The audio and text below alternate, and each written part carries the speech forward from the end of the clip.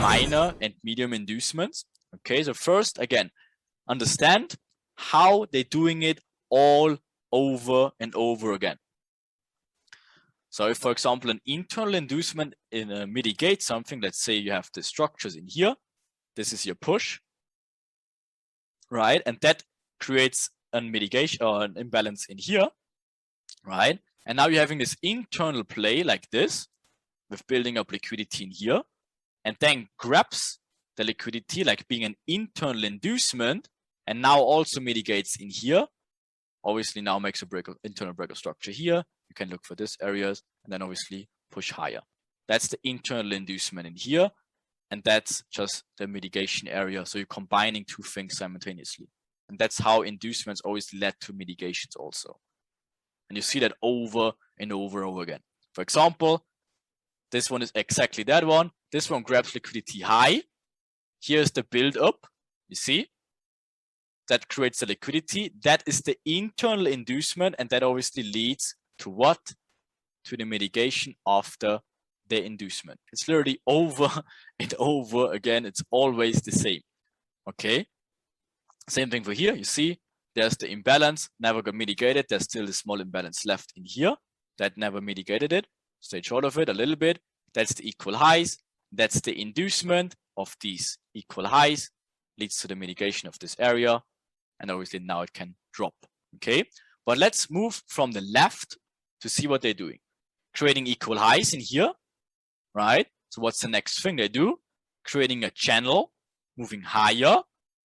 Right? Now, guess what? They induce this level in here just by a little bit. You see, that's sometimes even enough if they just ping it with like a few pips, because again, that grabs the stops of obviously the people taking the long trade. The stops are below this area. The moment this gets induced in here, they're out of it. Right? So what's the next target they go for? Of course, the liquidity, building up the channel, grabbing this build up liquidity in here for now to go short, of course, right? So they're going short instead, grabbing this liquidity, building up the false channel. Guess what they're doing? And breaking the internal inducement in here, going for the mitigation area. You can see the imbalance from this candle to here, mitigates this area, building the whole sell channel. Now has all the sell side liquidity built up and obviously can push higher now. Next day starts, they're doing the same exact thing. What do? Right? Making equal lows in here, making the inducement low, just to do what? Go higher. This now is the external inducement. So what do? Of course, it's the same thing all over again. Right? Building up this equal lows in here, inducing high, building up this whole short trend, right? Is in the middle of nowhere, does not induce anything to the left. So we expect price to go even lower. But what does it need to do in order to go even lower? It, of course, needs to build up more liquidity higher. Of course, they're doing it. First showing the false channel again. Right? Also making the internal break of structures in here, or lower lows to get even more people short in. But where is the significant structure point? It's, of course, in here.